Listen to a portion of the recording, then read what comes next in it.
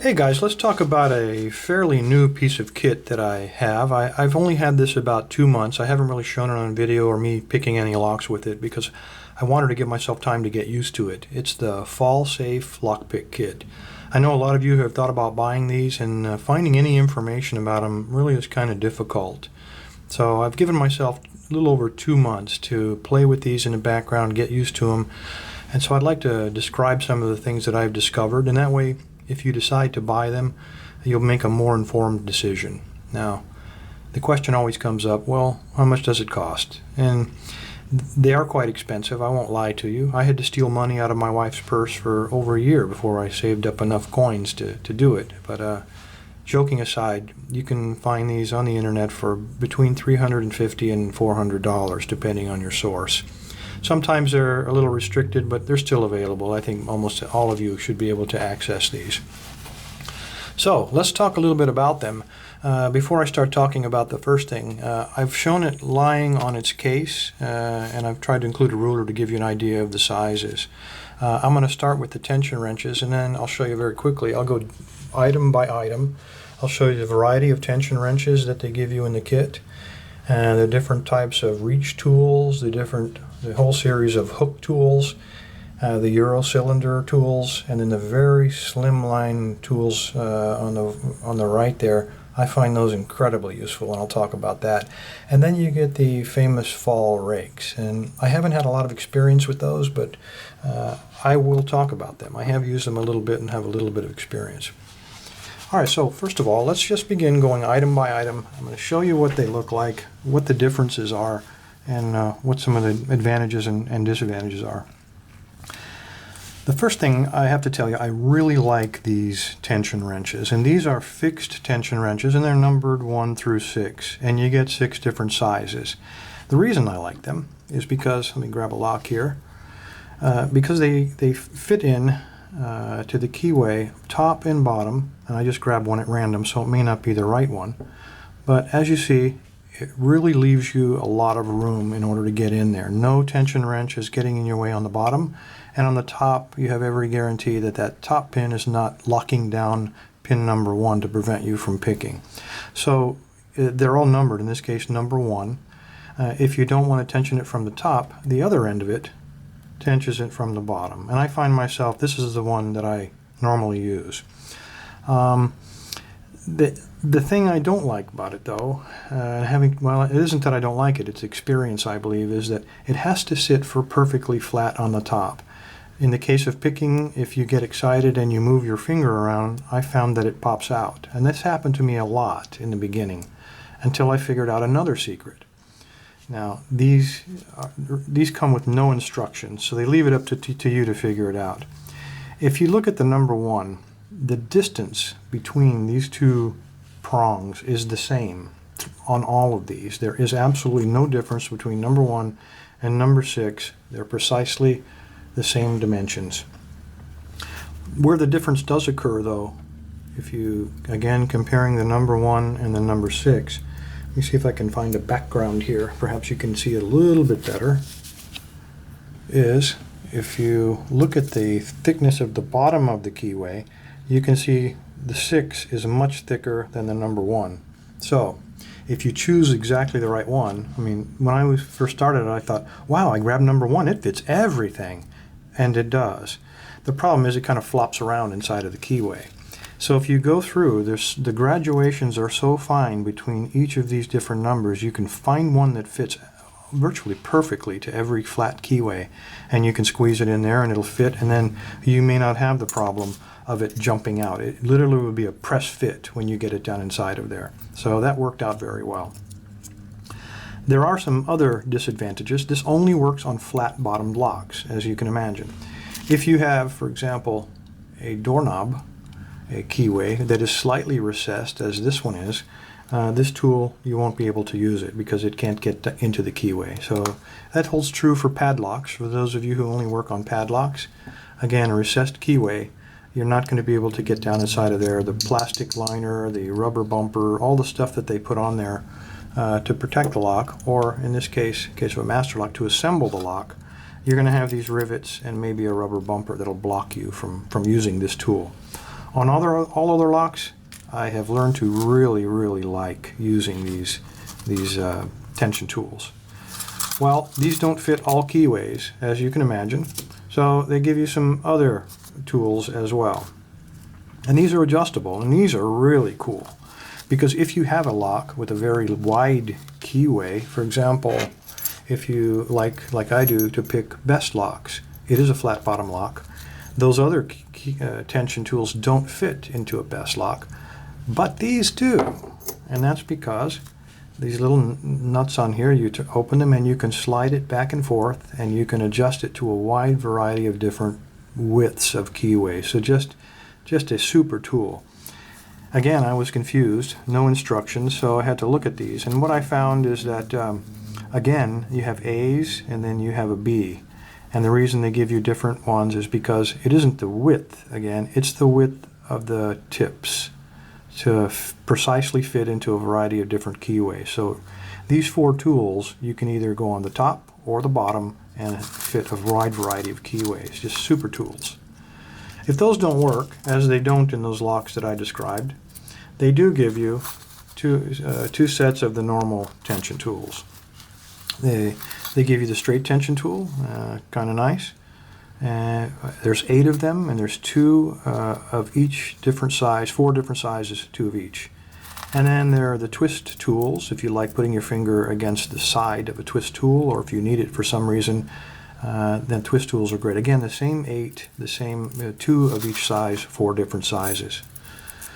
Now we get into the meat of it, and it'll take me a second to put all these over here because they give you so many of these really cool reach tools.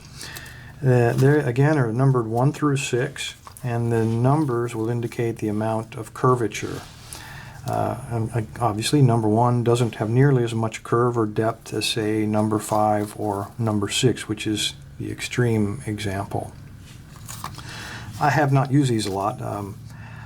I understand that they're used a lot in Medico, and since I've got a friend, Ash, that's his name down at the bottom of the screen, who has convinced me that picking Medicos is absolutely possible, I'm going to be getting into it a lot more. But if you have a wide open keyway and you really need to reach into the back and use that rocking motion to access those pins, those difficult to reach ones, these are a pretty good tool. I've used them a little bit, but I'm going to be using them an awful lot more. By the way, there are 2 sets here. You probably noticed 2 number 1s, 2 number 2s. So in this set, you basically have 2 sets. And it's the same for the next. And they are the normal hooks. And I have used these a lot. Again, 2 sets, 2 of each. And I suppose they give it to you because these are the most common tools that you use, and you're liable to bend them or break them or forget them on a job site somewhere. So you've got a primary tool and a backup tool. Again, the numbers 1 through 6 indicate the amount of tip curvature. So in the case of number 1, you can see it literally is like no curvature whatsoever. It's almost like a knife or a probe. And then as you proceed through the different numbers, there's 2 with just a little bit, and it goes all the way through number 5 or even number 6, which looks almost like a postal hook. So if you want a gonzo or if you want a knife, using this set is what you want to go to. I use these a lot, and again, there's 2 of each, and I again expect they probably expect you're going to lose them or break them. The next set is one I do use an awful lot, and these are for Euro cylinders. And if you look closely, I put the ruler up there to give you an idea of some scale.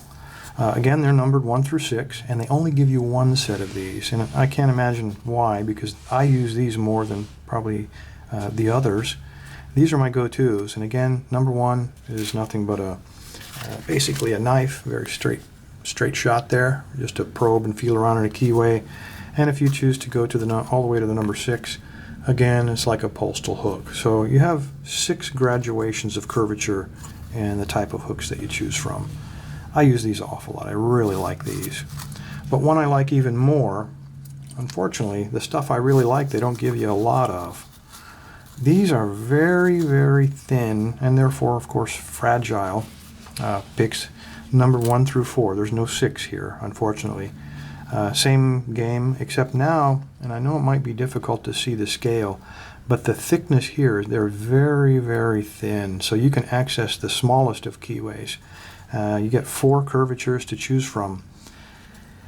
Now, of course, as you get thinner, they become more fragile. And of course, when you get thinner here, they also get more fragile. And you combine that, you're also going to begin to lose feedback. But in some locks, you have to use this in order to get access to those deeper pins. I've been working on a Bergwachter Diamant for a long time. Had not been able to pick it. I just couldn't get access to those rear pins, and they're all securities pins. When I got these with this very thin shaft, for the first time I was able to get access to those pins. It was still really tight, but I found this is the only tool that was able to get me back there, and for the first time I was able to pop that lock. So that's why these are my favorites. And I wish they gave me 2 sets of these, because as fragile as these are, and you guys know I'm pretty rough with picks. I mean, I don't break very many, but I do bend them and I put some stress on them. I wish I had an extra set of these, maybe instead of some of the others. All right, the last ones are the famous fall rakes. I have not used these an awful lot, just a little bit, because mostly I'm lazy. I have some go-to picks of my own, and I'll put these up here so you can compare. Try to align them without stabbing it through my hand. And there's what we're looking at. I am going to begin using these. We have the one with the rise in the middle, and these are designed to simulate the most common keyways to help you get in. And these are, I guess, a lot like auto jigglers, that you're supposed to rake or jiggle with them, maybe, as opposed to rake with them. And they're supposed to emulate common keyways. And you have one with a dip in the middle, so you got the high, low, high kind of thing. And then you got the low on the inner and high on the outer, most common. And I am going to use these, and maybe instead of using my fake Bogota or some of the others, if these work for me, I will switch in a heartbeat. All right, I really like these tools, but there are some things you need to know about. If you want to make it's a lot of money, and if you're going to make an informed decision, I think it's only fair to give you what my observations are of maybe some corners that got cut. I really, first of all, are the unfinished edges. And let me just grab a pick here and a background. They all come from the factory they've been laser etched, and it's very well done. But if you look closely at the edge, you can see the laser etching. And when you run your finger across all of the edges, they're rather sharp. Now, I can easily imagine if you were picking and you were to slip, you could slice through your finger a little bit. And it's a little bit uncomfortable, quite honestly. Now, I deliberately didn't modify these for the last couple months. I wanted you to see this before I began tweaking them. But just be aware, you're going to have to do some significant finishing on both the working area. They all have that same squared off sharp edge. They're all kind of gritty, and by smoothing them all out, it's going to improve the overall quality. I just personally feel for the amount of money that we spend on these, I feel like they probably should have finished the edges a little bit better than they did for us. The other shortcoming, again, in total transparency, let's take a look at some of the tension tools.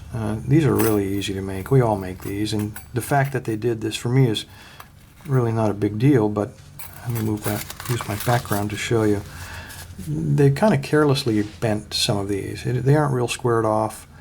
The edges are still sharp, so again, you're going to have to do some work with some sandpaper and a file to round these things off so they don't snag and they're a little bit easier for you to use.